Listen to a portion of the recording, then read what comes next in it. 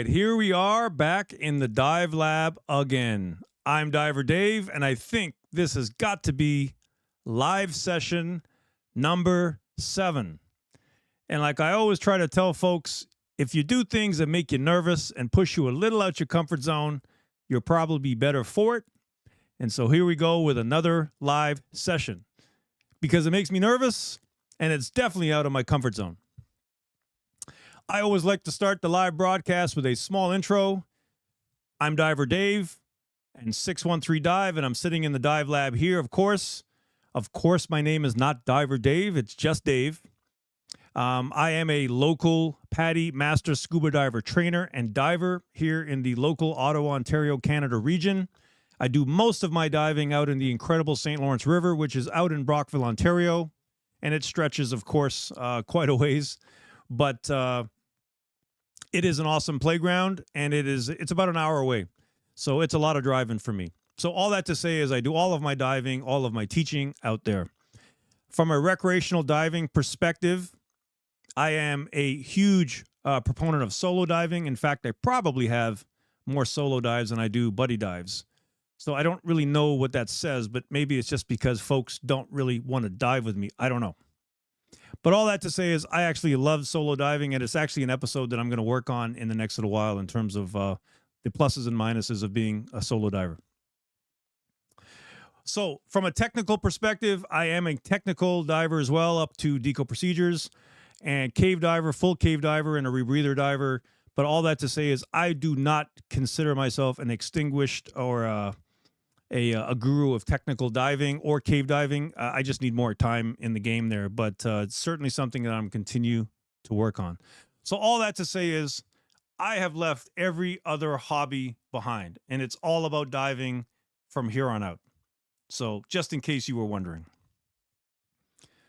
All right, so let's talk about the show. It's March 20th, and we've got actually a fair bit to cover here. So I'm going to try my best to get through it all. Like I said, we're live. There's going to be mistakes. I can't hide behind the edit tool. I have no swooshes and transitions to go into, so here we go. Let's talk a little bit about what we're going to cover tonight. Obviously, we're talking about a bit of an intro. We're going to talk a little bit about our 613 Dive Facebook group, and for those who are not members, please go and search 613 Dive on Facebook and click the join button and become a member. I've got a couple of early spring diving takeaways because guess what? The ice is finally gone. And so for some of us, our dive season is about to start. And in fact, once I get done with this live session, all this camera gear is going to get pushed to the side, and I'm going to start building that rebreather behind me because I'm going to try to go diving tomorrow. So we'll talk a little bit about early spring diving takeaways. From there, I'm going to talk a little bit about what KDS, Canada Diving Supply Dive Shop's up to. I am not officially affiliated with Canada Diving Supply, but that's where my journey started back in 2019. And so I am always happy to try to help promote and support my local dive shop, for sure. Anything they need a hand with and I can help, I'm there. From there, we get into a dive toolbox must-have. We'll talk a little bit about that. I'm actually trying to work on a dive toolbox video at the moment. It's taking a bit of time, but I think it's going to be a good one once I finally get it all done. We'll jump into dive gear discussion, and no surprises. It'll be based on the emergency O2 video I released this morning.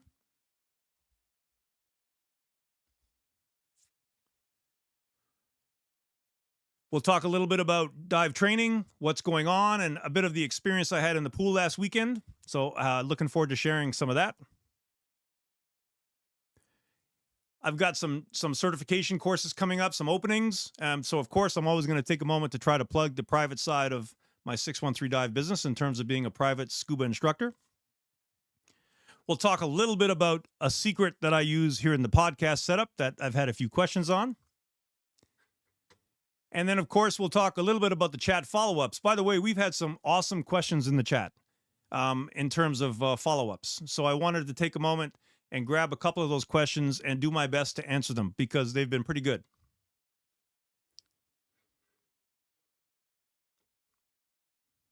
We'll talk a little bit about the 613 Dive videos and what's going on in that realm.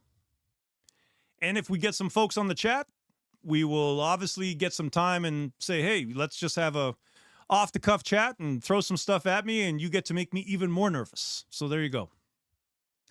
And from there, we just get into the outro and we'll be done with the live session. So once again. And it looks like we have TS is already online saying hello. So Mr. TS, how's it going? Hope all is well. Appreciate the comments. And we're actually got a couple of your things lined up for this discussion tonight. So let's get into it. So what are we going to talk about first? All right, so the good news is we had 10 new members on the 613 Dive Facebook group today. I think that's the most members we've ever had show up on the front door in one day. So appreciate all of that. I would like to think that it was partly due to the Emergency O2 video we released today. But regardless, always great to see new faces show up. And guess what? It doesn't have to just be local divers. So just keep that in mind. We have somewhere in the vicinity of 788 members, I think, now in that Facebook group. So that, to me, is a little mind-blowing, considering where it started. Dive conditions. I mean, I posted a quick short, but it's exciting because guess what? The ice is all gone from the St. Lawrence River, which means the dive season can start. The water is cold, and we're going to get into this next. I mean, the water is probably, for those that don't know, somewhere in the 33 to 34 degree Fahrenheit window. So it's cold, but there's no ice. And that means we can start diving, at least for some who have dry suits. And literally, like I said earlier, I'm about to push all this camera gear away and start building that rebreather behind me either late tonight or tomorrow morning, and I'm going to try to get out for a dive. And so it's going to be a practice dive, but we'll talk a little bit about that. One of the things, because I saw a lot of chat on the Facebook group the last few days in terms of everyone's excited that, you know, the spring weather is here. So I'm going to just share with you guys my early spring diving takeaways. And this is just from my own approach. I'm not trying to tell you how to dive. You own your own risk profile. That's up to you. But number one that I had listed here is take the time to dive conservatively, at least for the first few dives. Number one is you're going to be rusty. If you haven't dove in a while, and now you're putting on the dry suit, now you got the thick undergarments, and the water's cold, take the time and just have a few conservative dives. I call them shakedown dives, and really all you're doing there is just trying to get that muscle memory back and make sure everything's working. The water is extremely cold. And so I have here the margin of error is very small at the moment. So I'm going to say, remember, like I said, you're rusty. Things are going to feel a little foreign. The dry suit is going to feel a little probably uncomfortable for those who haven't been diving since maybe late fall. So just take the time and set yourself up for some success by diving conservative, which means safe. I have listed here, remember the what ifs. And I love it. You're right. I agree for the first dive of the year, TS says. Absolutely. And I got some what ifs here. So number one is, and maybe you can answer a bit of this because I feel like you're the one who said you were diving at St. Teen Park, yes?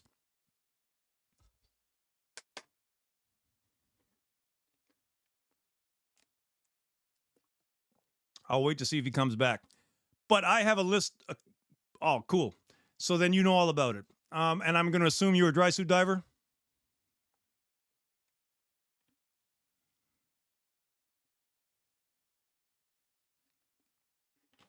I hope so. Uh-oh. Okay, so you got a bit more time to wait. So TS says no, he's not a dry suit diver. Okay, so you got a bit of time to wait. So let's talk a little bit about the what ifs. You're going to be diving for the folks who are deciding to go dive this weekend in the St. Lawrence or wherever you are diving in cold water, but specifically for our local divers. If you're planning on diving this weekend, what if? What if you had a free flow? What's the plan? How would you handle it? Just ask yourself that. The other thing I always ask about, and I'm always curious because while I love diving in cold water, I have no problem diving. I would have no problem diving under the ice because of my cave experience. But I'm always a little bit curious in terms of I see folks posting videos of them doing long dives under the ice.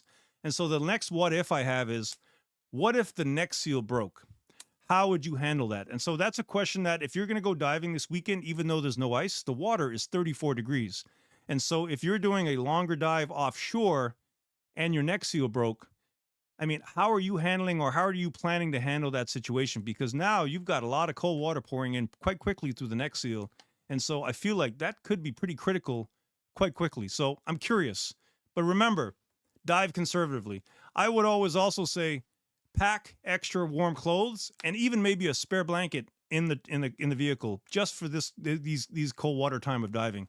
Because just in case the dry suit leaks and you become extremely cold, you get out, make sure you can warm up pretty quickly. And for me, I'll just share quickly my own shakedown dive approach. I'm going to try to get out there tomorrow. It is probably going to be just a platform session, which is literally a 2-minute swim down the slope.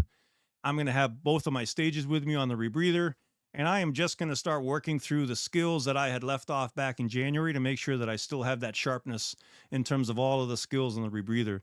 And then over the next few dives, I think Reese is going to come and join me to dive on Saturday. Then it's going to be the same thing for him. Let him work through all the double skills at the platform. And then if we're feeling pretty good about it, we will probably go for a quick tour around Centene Park to the edge. But that's about it. And then we'll start to progress as the water warms up. So TS says I dive in Centene from June to November. Well, November, man, that's 7 mil. That's pretty cold in a 7 mil November. I've done that. And this is why I bought a dry suit. The platform's fine, but yes, it's definitely broken in one side. There are some plans to look at fixing it, hopefully this season.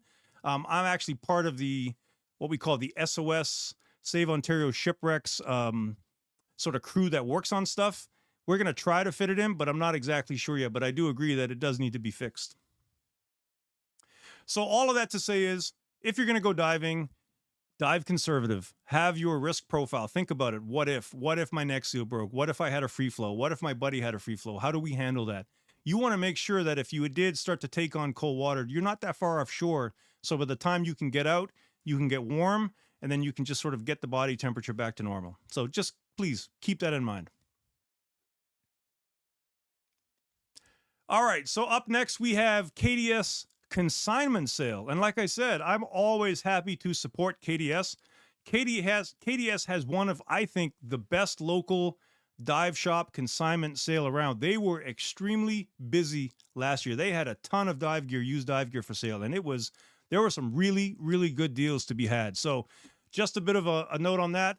When is the KDS consignment sale? It is going to be April 26th and the 27th. There was a great turnout last year, like I said, and tons of dive gear to buy. The prices I thought were awesome. This is a cash deal only, so Interact are going to have to charge you tax, so you don't want that, so bring cash. I ended up finding a very good deal on Reese's Bear dry suit that really worked out well for him all season. And so I'm just here to say, if you're looking for used gear and you're in the area, mark that down. That's probably one that you want to go and visit.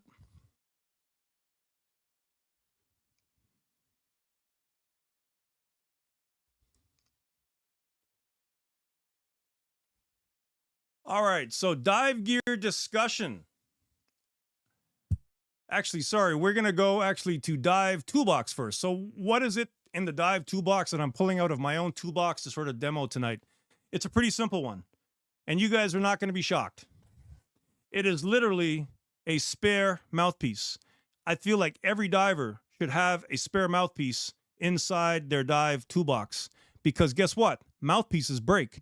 And they break at the most inopportune time. So if you have one of these in your dive box, then you can probably avoid having to cancel your dive. And I'm going to actually show you a worn out mouthpiece. And I actually did a short video on this last week. So I'll bring out the camera and let's do a quick close-up. But let me get that set up. I think we switch it over to here. And so this is just an Apex replacement mouthpiece that you can buy at any dive shop.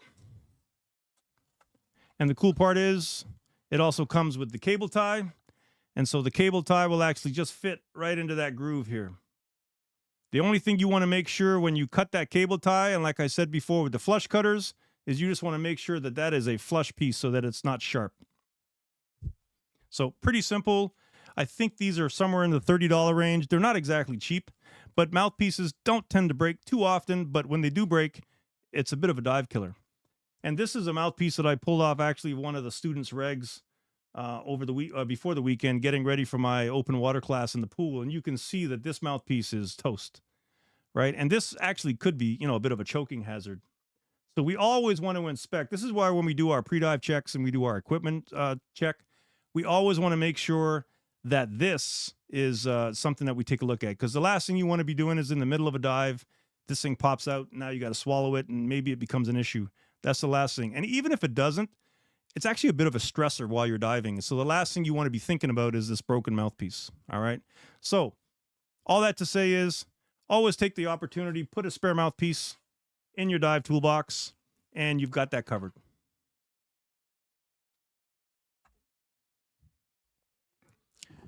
So I actually had, when I talk, I just have notes here. I had a broken mouthpiece. I actually didn't know, so I obviously missed my pre-dive check. This was back in the day, and I was doing a drift dive out in Morrisburg, and my mouthpiece, the other one side of the mouthpiece, actually just came off, and I ended up swallowing it. And it wasn't that big of a deal because I had no issues. But again, it's just something that you want to avoid. And the other thing I had happen to me actually in Morrisburg as well, and it's probably because that's a fairly heavy drift dive. So based on the water pushing at some point, I actually had the cable tie either came loose but the whole mouthpiece had slipped off. And so while I thought I was still breathing from the mouthpiece, literally I was just starting to pull in water and the regulator was actually floating off somewhere behind me. So again, it's pretty important stuff. Like you want to check that stuff. So emergency O2. All right, so we did a video that I've been working on over the last probably 4 or 5 days, and I released it this morning, and it's called What If You Needed Emergency O2 and You Didn't Have It. And it's really just based around, I see a lot of local shore divers doing a lot of big shore dives, but I don't know if they necessarily have an emergency oxygen plan in place. And so I would highly encourage you to take a look at the video. I'm not going to play the entire video, but I'm just going to give you guys a small sample. And I'll go over to here, hit the play button.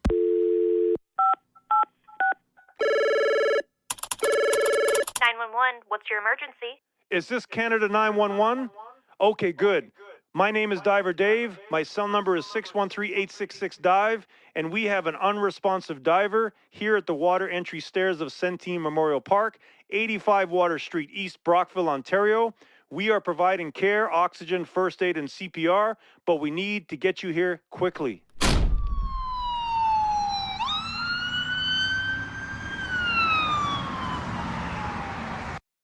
All right, so I'm obviously not going to torture you with the full video, and thank you, TS. I appreciate it that you watched it, and much appreciated there.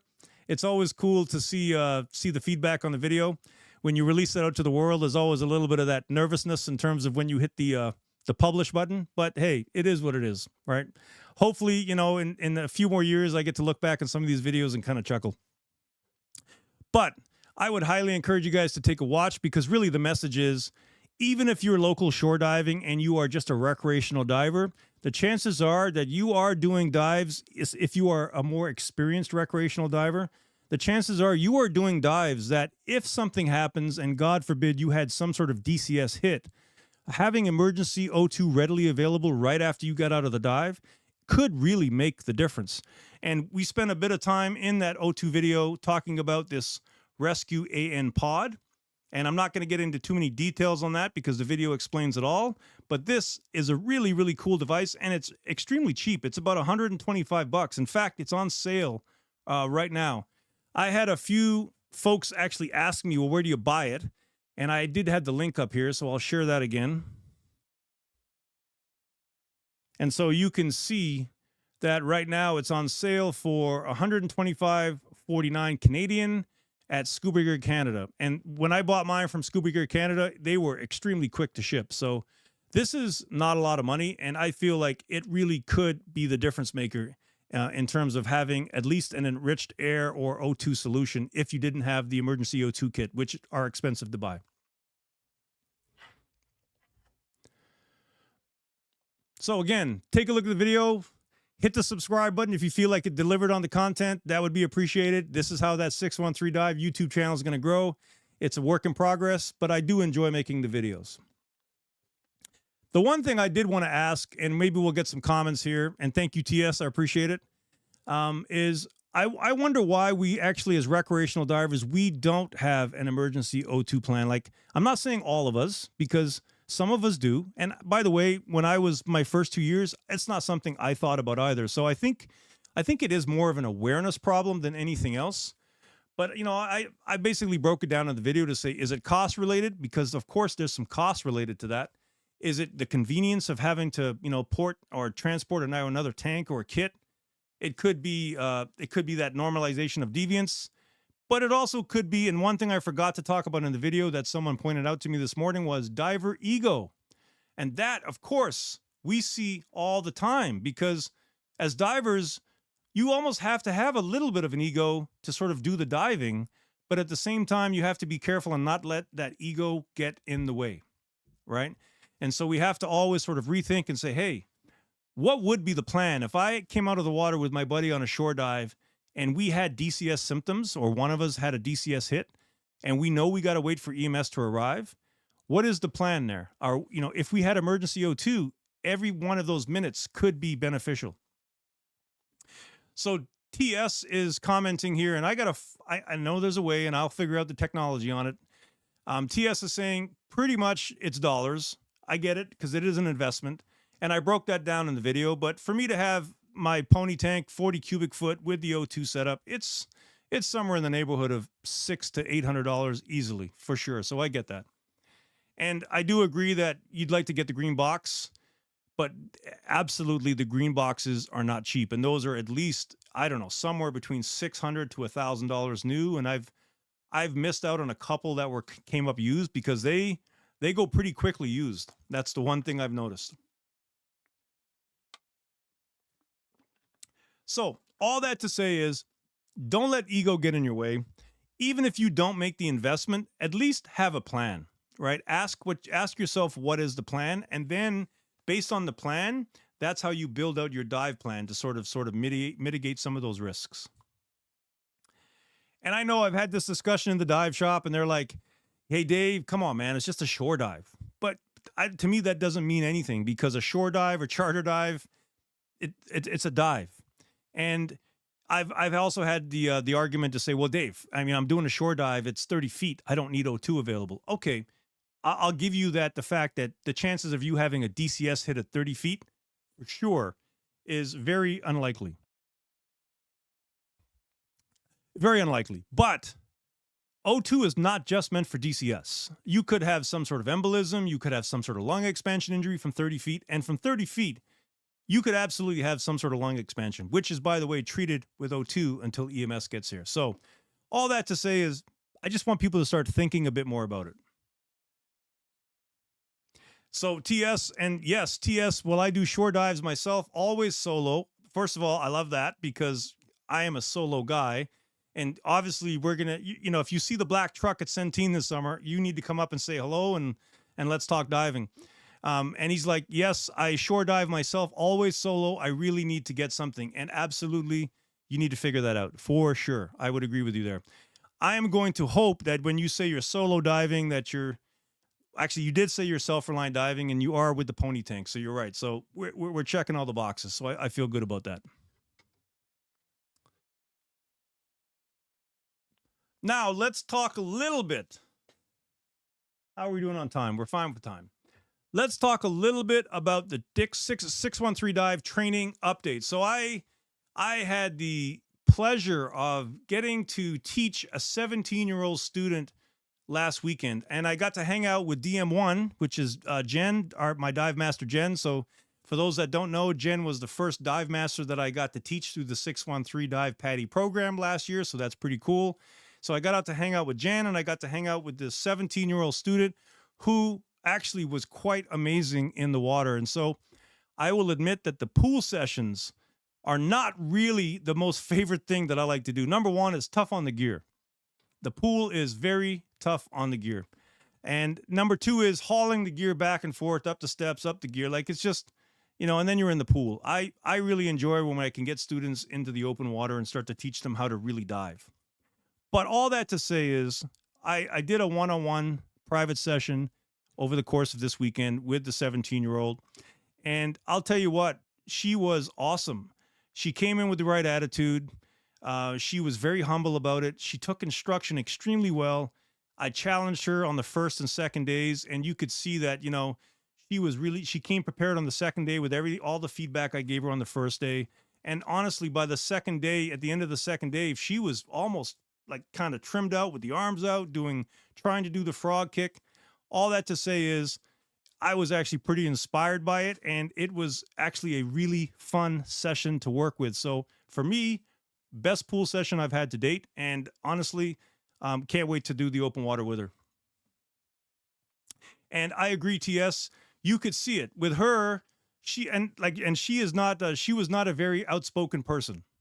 And in the beginning, when I first met her for the equipment overview on the Wednesday before, I was like, okay, she's very, she's sort of, she's not very outgoing. And I was like, we'll have to see how this one goes, because I'm kind of the opposite. But by the second day, you could see when she figured out, she's like, oh, wow, I could do this. And I think what she realized too, because the pool was also full of other open water students. They had, KDS had a couple of bigger classes, and you could see that she was kind of measuring herself against the progress of the others. And I could see her confidence was building.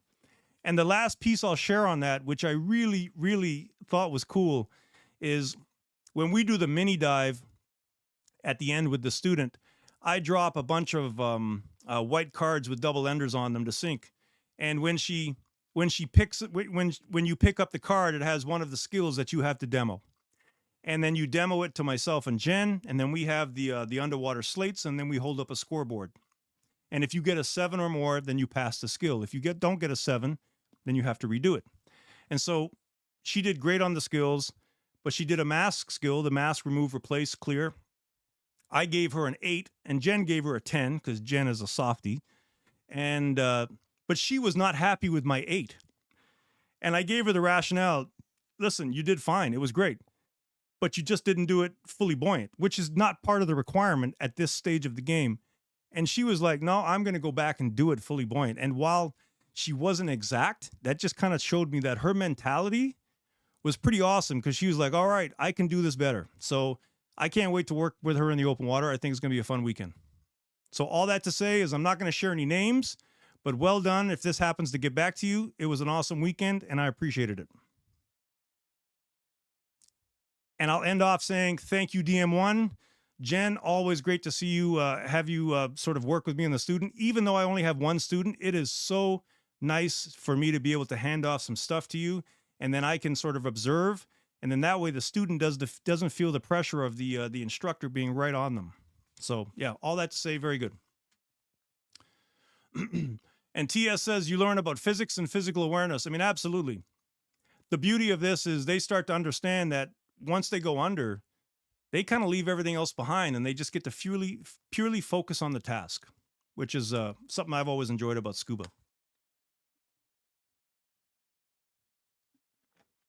All right, upcoming certifications for 613 dive. So obviously it's springtime. Obviously the water's cold. And of course, this is going to be dry suit season in terms of training. So just as a shameless plug for the private side of the 613 dive business, is that I do have a couple of openings for dry suit courses.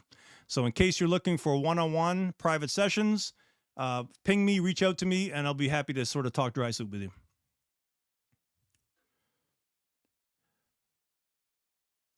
Podcast setup. Okay, so I've gotten this question a fair bit. And so I wanted to share just a little bit of a tidbit in terms of how I do this. So the question always comes up is like, Dave, don't you feel a little weird sitting in that box just kind of talking to yourself? And in the beginning, I was like, you know what? It's freaking weird. There's no doubt about it. And learning to actually just be engaged with the camera is certainly a skill that is still evolving. If you go back and look at maybe like my first video, you'll see that I'm kind of wandering all over the place, and I'm just afraid to actually show my attention straight down the camera lens.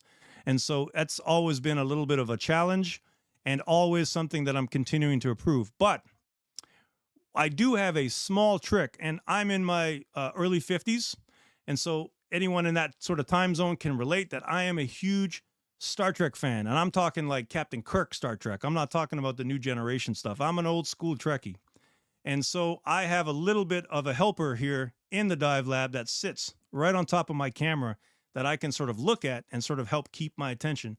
I'm going to share that right now. So we'll see. Let me just get the other camera here. So now we're going behind the scenes. We'll switch that up. And so now you can see on top of the camera, I actually have Captain Kirk, and he sits over and watches me, and he sits right above that camera lens.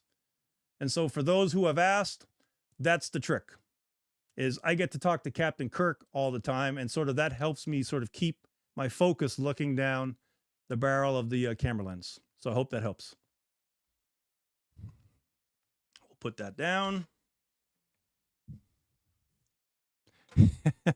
TS says, keep your box. It's fine. You know what? I got no problems, man. I mean, it was, thank God Wendy allowed me to take half of the garage and build this box out, because it's been a game changer in terms of keeping all of the dive gear clean, especially for the rebreather stuff, because that really demands a bit of a clean area in terms of the breakdown and the build. All right, so now that I've shared the secret of Captain Kirk, we can move on. And by the way, I don't mind Next Generation. I mean, that's good too. But the first Star Trek for me, because I have fond memories of sitting there and watching with my dad. So that's I'm definitely a old school Trekkie for sure. All right, let's talk. The audience will get bigger. You'll get a bigger box. You know what? I actually told my wife that, and she's like, "Yeah, buddy, talk is cheap." So we'll have to see about that. Let's see. All right, so now I wanted to do a chat follow-up, and I guess Mr. TS, you're going to be part of this, because TS HC4LX, I have it listed down here as an excellent question, and I wanted to make sure that we followed up, because I know we had a bit of a back and forth, a great discussion on this. And by the way, I was having coffee with the Wizard over the weekend, and the Wizard is basically a good friend of mine, but he's been a dive mentor for me since, 4 or 5 years now. And I've learned everything that I've been able to be good at is because of kind of the guidance that he kind of gives me in the diving space, and more than just that. But he's just a good dude, and shout out to Steph. And I actually talked to him about this question, and he was actually pretty impressed with the question himself. So that was a great question. And the question was, number one, I'm always going to say, if you're thinking about carrying a pony tank, you should be self-reliant certified. And it doesn't mean that the self-reliant certification absolutely means that you now go get to dive solo. But there are some things that come up in the self-reliant course, as I talked about earlier, in terms of the gas planning and just sort of being able to sort of rig and carry a pony tank. Rigging the pony tank, I think, is one of the biggest mistakes that folks make. I see pony tanks all over the place that are swinging 3 feet below them, and that, I know, is not a ton of fun to dive with. So that's just the disclaimer is, you want to carry a pony tank, be self-reliant, go get the training. But the question was, and this came from TS, if I'm diving my back gas of 32% nitrox, so obviously I'm on a nitrox dive.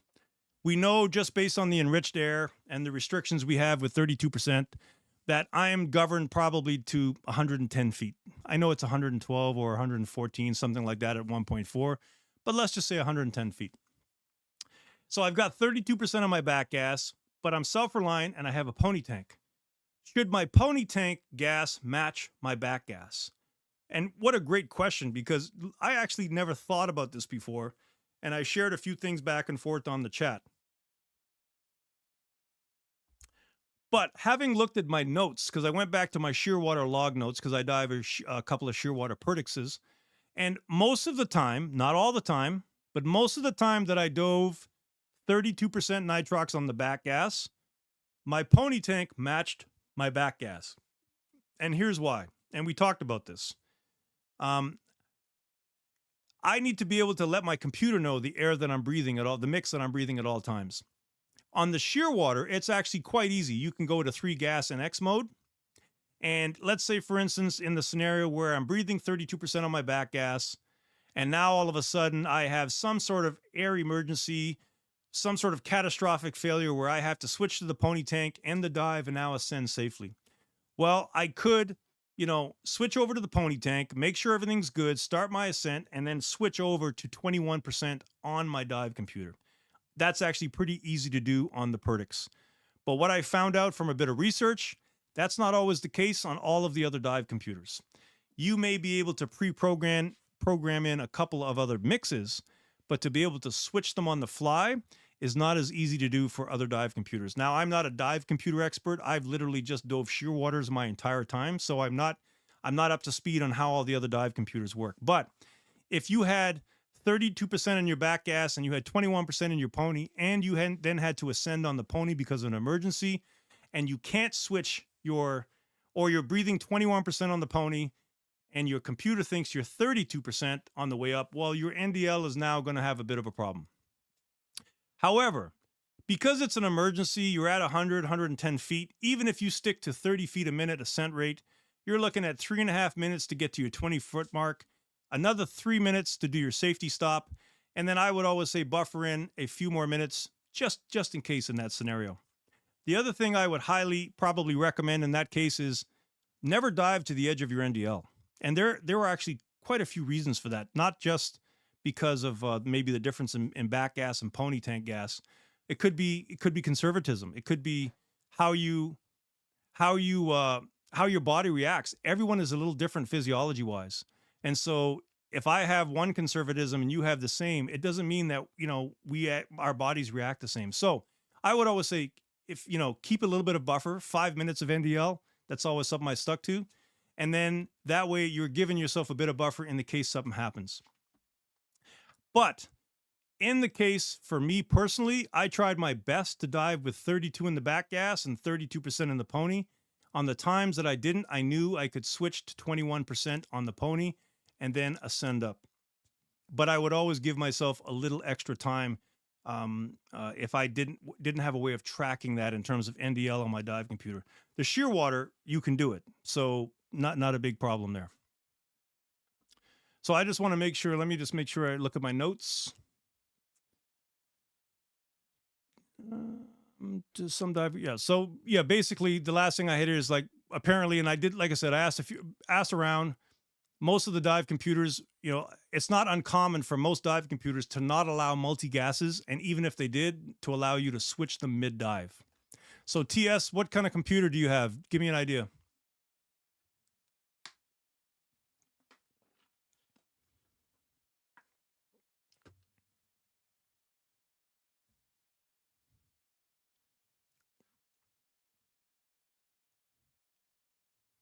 Maris Quad Air. So there you go. I mean, I would have zero idea how that computer works, by the way. So can you do multi-dive, multi-gases on it?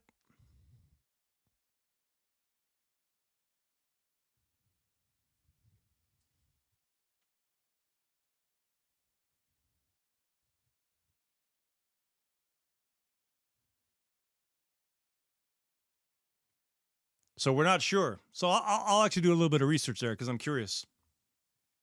But if you want to really play it safe, then 32% in the pony, 32% in the back gas. Got it. Okay, so you can do air and nitrox. So the question is could you actually do a switch mid dive? That might be the limitation.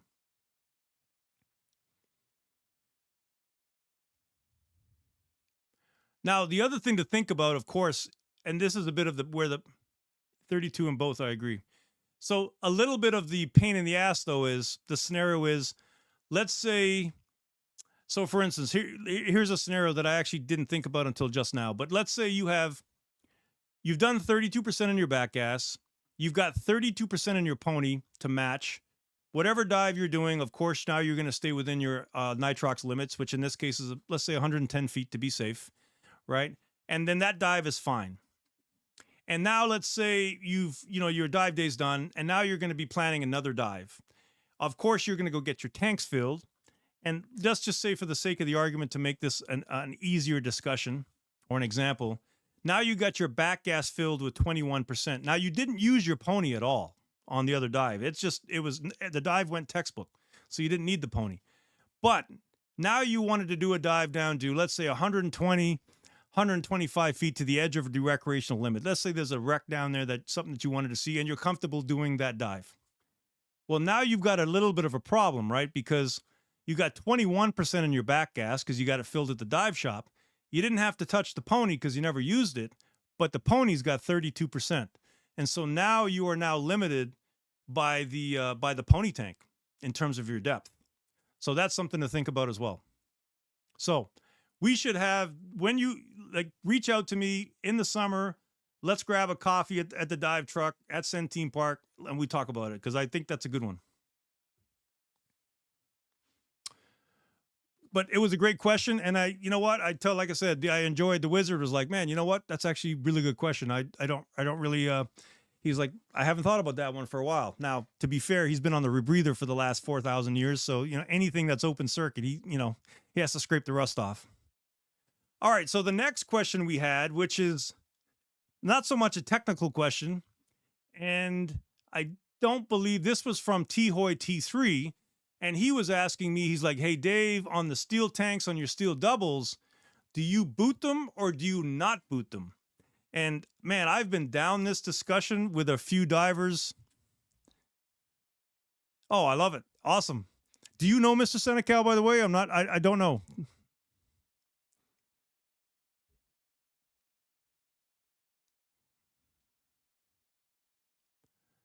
I got to find a way to capture these chats. I will get that working. So the next question was to boot or not to boot your steel tanks. And man, you could go on forever talking to the old school folks versus the new school folks on this. I don't quite understand why folks would not boot their steel tanks. I've seen some arguments to say, well, number one, it looks wrong. Got it. But I've also heard some folks who say, well, the rubber boot sort of throws off your buoyancy. And I'm like, man, really? Like, the buoyancy of the rubber boots is that much of a difference for you in your trim that it's actually going to throw that off?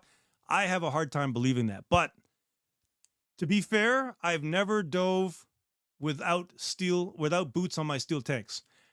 But I will say the one thing that made sense to me, and TS just mentioned it, is that if you have boots on the bottom of your steel tanks and they don't have drainage holes, well, now you've got a little bit of a potential for rust. And I have seen that at the dive shop where they've taken the boots off and the bottom of the tanks are just rusty.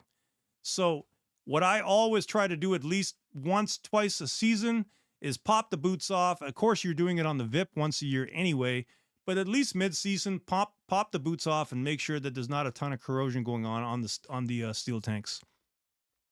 Personally, based on the advantages the boots give you, which is especially for the doubles, taking them in out of the dive shop, putting them on the bench to work on, just the boots themselves because of the extra stability, I feel like there could be a bit of a safety argument there in terms of safety argument there in terms of being able to make sure they don't fall around. So, but I totally get why people don't like the boots. But for me, my preference is I keep the boots on.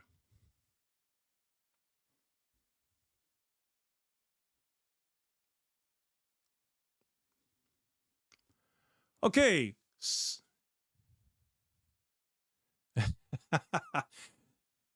So Tia says, I'm a real cold diver, Great Lake diver. I don't know, but I'm not a huge lake diver guy yet. I'm doing a Great Lake expedition, but in August, but that'll be the first time.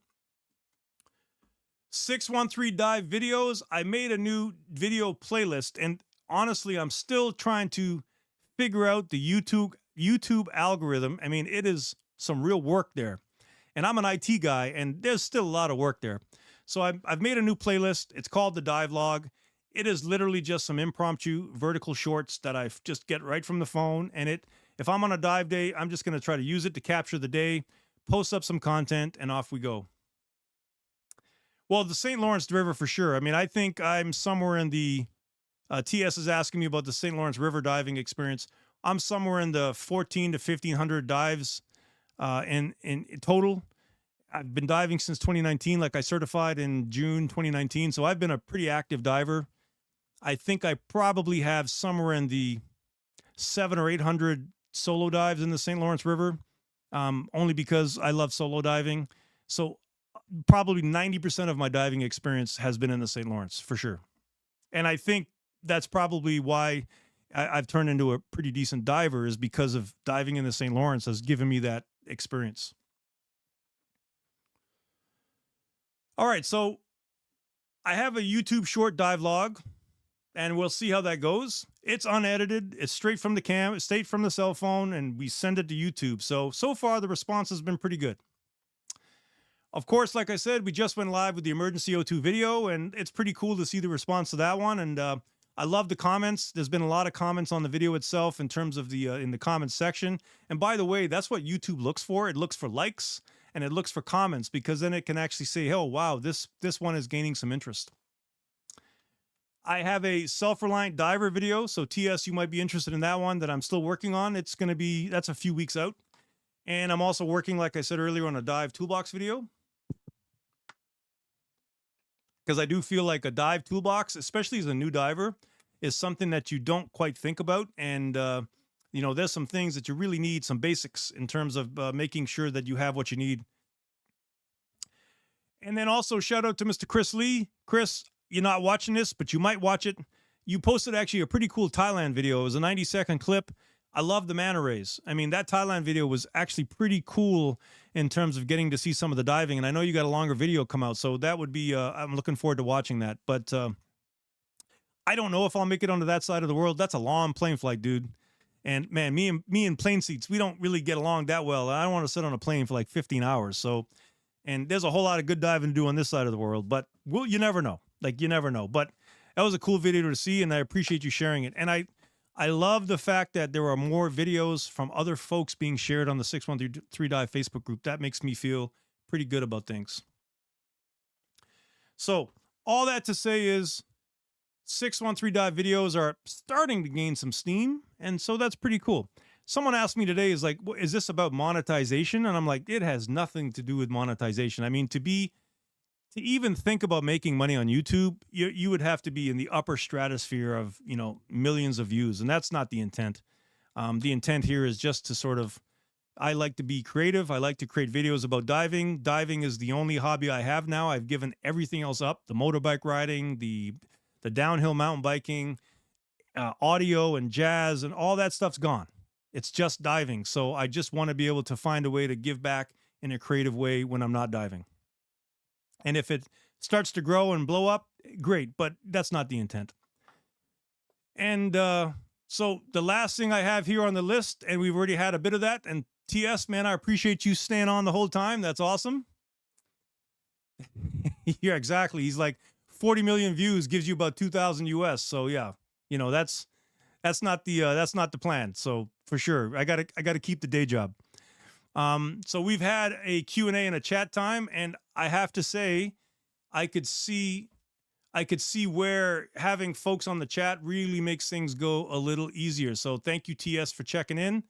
And I see that we also have Mr. Stephen Waters for checking in as well. He's coming in at the end. So I hope everything is going well with you, Mr. Is it Mr. Walters? Where are you coming from, Stephen?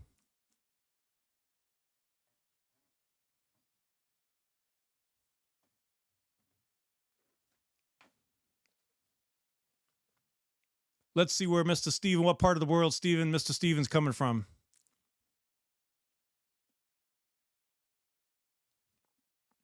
Atlanta, GA. Okay. All right. My last company I worked for, we had a big spot down in Atlanta, so I got to spend a bit of time down in Atlanta. That's a beautiful city. I love it down there. I don't know what the diving's like. I can't imagine I think you probably got a bit of a drive to go diving, right?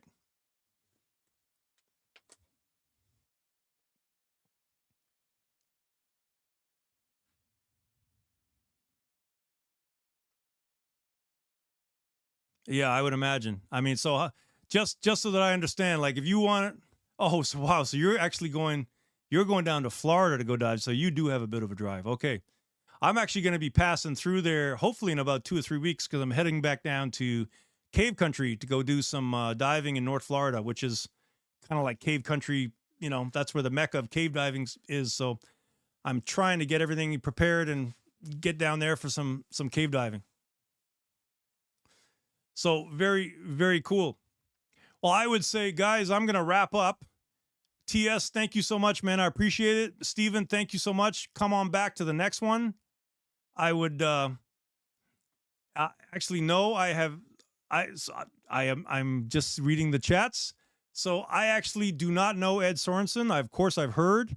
My cave instructor was a real honor. I got to learn from someone just like Ed, Paul Heinerth, which is an absolute cave instructor guru down there. Paul is like 71 years old, and he's been diving since the late 60s and was, I think, part of the second generation of the cave divers back in the early 70s. And so I've had the real honor of learning for some amazing divers in my really sort of small dive journey, if you think about it. I mean, I've been diving for 6 years. So Paul is an absolute awesome person, human being, and to learn and get to cave dive with him was actually pretty mind-blowing, to be honest with you. So it was a little intimidating. So yeah, and he's very, very easygoing. So Steven asked me if I'm a tech diver. I've done all my tech training, advanced nitrox, deco procedures. I've done full cave diving. I am now, if you look in the back, you can see my Liberty rebreather. So I'm on a Liberty rebreather as well, although I do dive a lot of open circuit still as well. And, but I would say, like I said, the intro in the video into the, this video here was, I've got a lot of dives in all those different areas. I still don't consider myself a tech diving guru, by the way. I still got lots to learn, as we all do. The one thing you learn about in the tech diving space, and certainly the cave diving space, is you have to be even more humble, just in case. And so you always have to make sure I have that mentality. There's always something more to learn. And TS, you're asking me if I teach side mounts. So I'll tell you, so the answer is no. Side mount is something that I avoided for actually most of the years that I've been diving. And then last year, because I've been looking at buying a side mount conversion kit for the Liberty rebreather, because of some cave diving I'm doing, I said, hey, I want to learn to side mount. And so I ended up, I did buy a very nice side mount kit that's completely set up here. And I thought I wanted to learn side mount. So I have I have a good friend here, and he said, hey, Dave, I'll give you a day of my time. I help you set it all up. And we did. And so I got a day of his time, and I probably put in maybe 60, 70 side mount dives last year. And you know what? I love it. I actually love side mount diving. And I think if I could go back in time, I may not have even go back to the back mount doubles. I love the side mount diving even more than that. So I don't teach it because I don't feel like I have enough experience. Technically, I could probably go and get the PADI certification for it, but I'm kind of old school. Like, I'm not going to try to sit in front of a student and try to teach them something if I don't feel like I'm bringing the credibility. And 60 to 70 side mount dives, I mean, you're not even close. So I am still learning side mount for sure. I did buy a pair of LP low pressure steel 85s that I have not set up for side mount yet because I'm still diving a pair of aluminum 80s. But I do have a pair of those LP 85s that I'm probably going to set up this year. So we'll have to see. The doubles are heavy. So TS says the doubles are so heavy on my old back. And you're right. I mean, doubles are definitely heavy. And that's why Reese has them now, because he's young. He's 20 years old, and he can take them up and down all day long.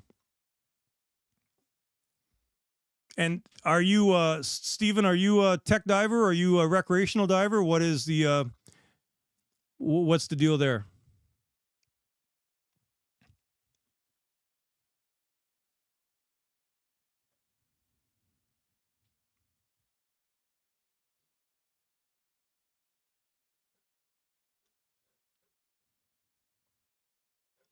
Let's see what he says. TS, have you tried side mount?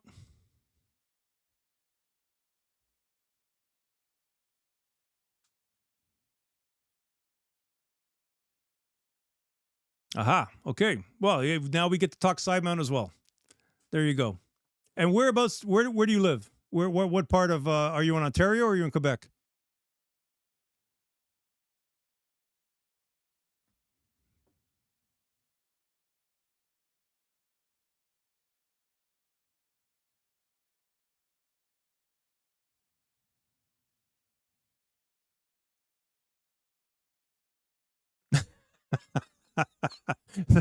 He says the French province.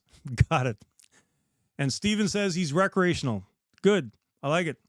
And how long, Steven, have you been diving for? We got like a couple years in, or are we new? Give me a little bit of a background there.